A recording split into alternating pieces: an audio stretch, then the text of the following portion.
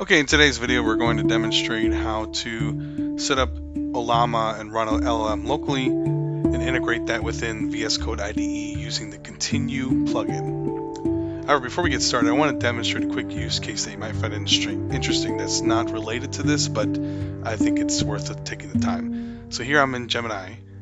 This is just the free, I'm not even logged in. So if I have, so let's say I have a document here that I want to review. I can copy the contents of the document and go back to Gemini and just paste it in. And so this is the document here. And so if I go back to the top of my prompt and then I say, okay, I give it some instructions. I want it to act as a, let's say I want it to act as a Baptist preacher working in a seminary and develop a blog, right? So let's go ahead and put that in here and say, HTML blog based on the following content. So this is an interesting use case that kind of renders what we're about to do with VS Code obsolete. So let's see what happens here. So it should generate HTML. Perfect. So it's generating an HTML website. And again, use the code at your own risk, but this should kind of become a website that is a way to consume that information from that paper. And you don't have to do a Baptist seminary, but that's this any research that you want. So let's just copy this in and just see what happened. Let's go back to our VS Code editor. I've got a letter HTML file here. Let's save this off and let's open that up in the browser. So here is the actual web page. See, generate off that content just from Gemini. And I will say that we did this with within AI Studio, and we got a much better result. And I can actually open that up. So it created this whole blog with a few more instructions. So. And the Lord God said, "It is not good that the man should be alone. I will make him an And so I didn't even I walk ask it through to the make valley this, of the shadow of death, I will fear no evil, and the earth was without form and void." But we'll talk about that at the end of the video. It's based off this letter here. But let's go ahead and get into the actual objective. So really quick, just want to show that if you go to Ollama's website here, you'll need to download and install their application. And I'm going to use Gwen 2.5 Coder 0.5b, which is a lightweight model. And once you have the application installed, you will run this command to download it from their repo. And so you do that within the terminal. So here you can actually see that I have Ollama installed. Oops, I think I have a typo. Yep. It shows all the models, and here's my coder 0.5b. And then we'll close this. And then also you can see which models are running currently as well. And there's a bunch of other instructions. And we can take a look at the documentation. So here's an example API call. You want to use localhost with this 11.43.4, and you can submit your prompt and designate which model to use. And you can also do that within the terminal just by saying, Ollama run, the model that you want. So if I want to do DeepSeek R1, etc. But we won't do that there. So let's just go to that. So now let's see how to integrate it with Continue. So within Continue here, what you can do is you use this drop down. You can click Add a model. So actually, Continue already supports many providers. So if you want to bring your own API key, and say your computer isn't able to handle a small lightweight model like this, or even you want a more robust model that can handle more complicated functions, you can go ahead and set that up here. If you have a DeepSeek API key, Mistral, Gemini, Anthropic, etc. I think even Ollama's right here as well. So you can do it through this, or you can just go and access the config file and modify it there. I won't click on this because it's going to show my API key set. I have all these models set up already, but I have a mock config file. So if I wanted to say modify the Gwen 0.5 coder, so I go to config. So here you can see this is exactly what it looks like with that, and through the Continue. So what I'll do is you set up your API base, which is that localhost, your model you want to use. The title, it doesn't matter, you can name it whatever you like, whatever helps you remember.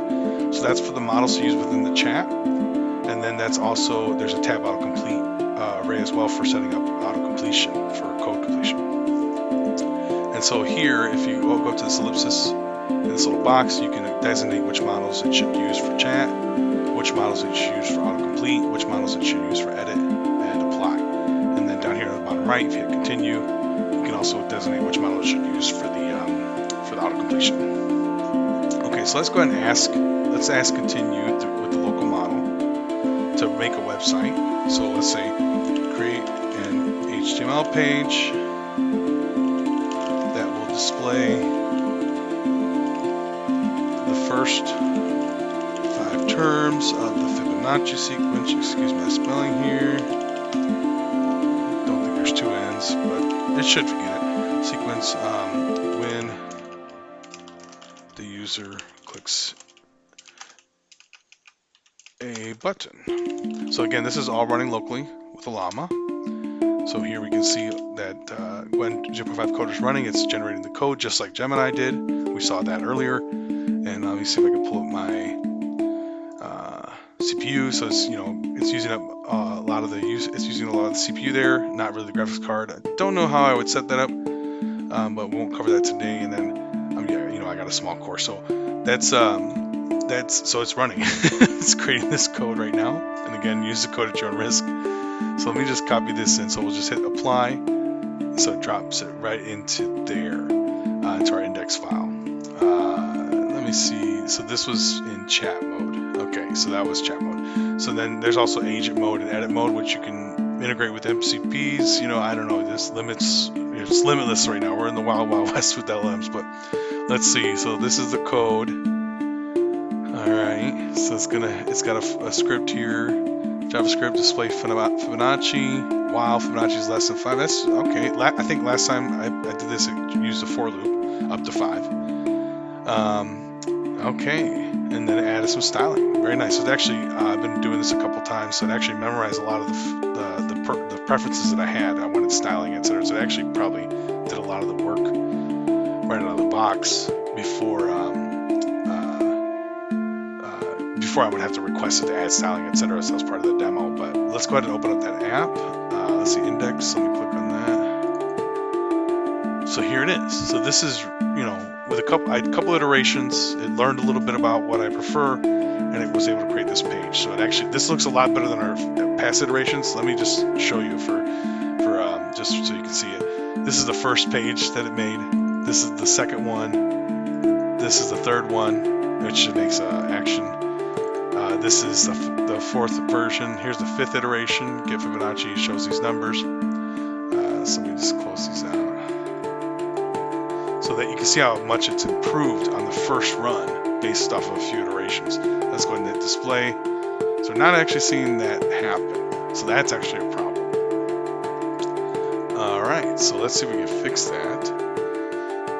Button display, containers, let's see here.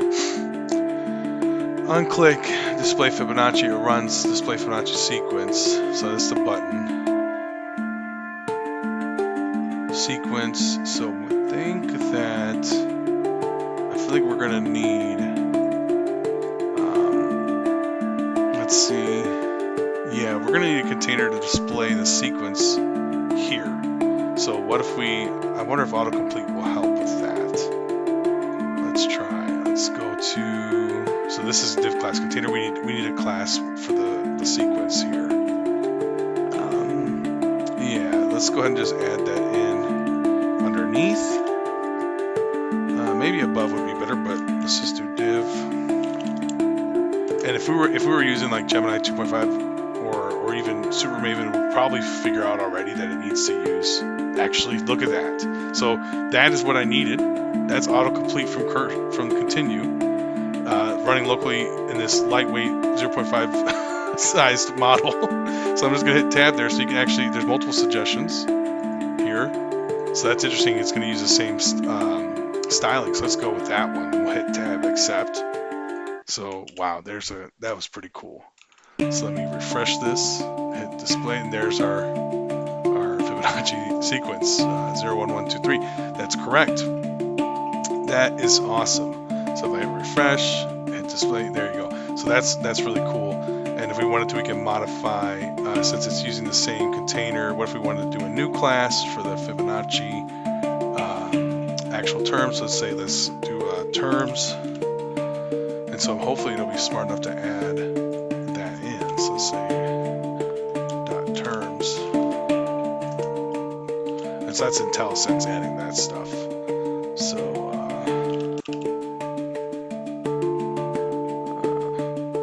is it going to do it? I don't see it running here.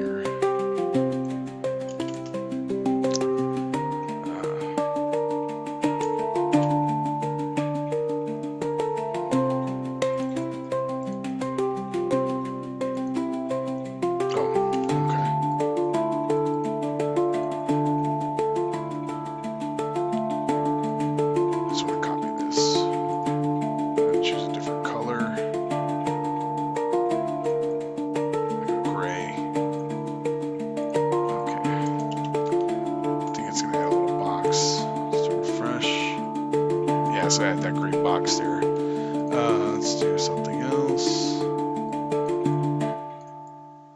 Let's make it like that. And then also let's change the background of the website to something a little more, yeah. So refresh, there you go, and display, and there it is. You can't even read it. So maybe I'll make this more white. All right, and then hit refresh. So okay, so now you can read it. I don't know if we want to round this off, but I think we've demonstrated the power of running the LLM locally and building a web page. I mean, it's a little more clunkier than using the Gemini, right? But it worked, and I think that's pretty cool that you can run this all locally for free. A couple other things I want to share. Let's look at a couple demos here. So like we actually had used Gemini to make a web page that was like a terminal, and so I think this is this one here. Yeah, so this is like a terminal website that was just generated automatically by Gemini, and it can, you know, it's just pretending to be a terminal to some system, you know, and you can type in joke and it'll give you a joke. You can type in help and it'll tell you what commands you can use, and then you can run diagnostics, etc. So then we put this in Cursor, actually, not VS Code, and we said let's make this we were trying to make it as terrible of a website as possible. So we said let's add as many ads. Just keep adding ads. That's literally the prompt we use, just more ads. And so it generated this web page. So I'll go to here, I put it up. So access at your own risk. Yes.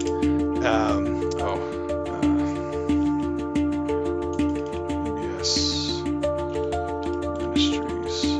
Why is it not? W3. What did I forget? I think I got used to that tab. Okay, here it is. So this is like the worst thing you can possibly think of for a website. It has ads in the terminal. Emulation harms developers. Support authentic gaming experiences. Future-proof your PC. Epic performance upgrades await at techgadgets.com. Avoid shady emulation sites. Protect your PC and your privacy. Monitor your server performance with PerfMon Plus. Let's see what else. Rent dedicated servers at Host Haven. Microphone. The camera doesn't do anything, but Nintendo Dusk Blood Saga, only $100. Yeah. Ergonomic keyboards and mice from Comfort Type. Yeah, this is probably the worst thing. Lightning fast SSDs available. Load faster. And Gemini just kind of did it on its own credit. Data. So it went from this to that. And then the other thing I want to share is that letter earlier. So like we took this and said Google create the blog post, which I think I shared it already. Let's go ahead and open that up. The letter from the preacher.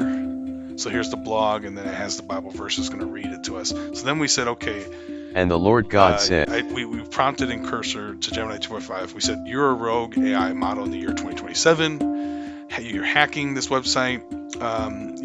Change it to show that and add ads and things like that.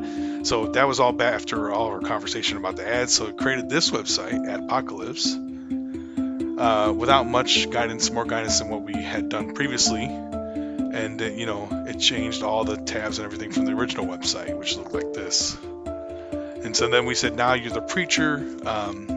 Go ahead and retaliate against the rogue AI and evangelize to it. And so it created this other website as a response, Hope in Christ. So it changed the files around and stuff, or the style. And then we said, okay, now the AI has converted to Christianity.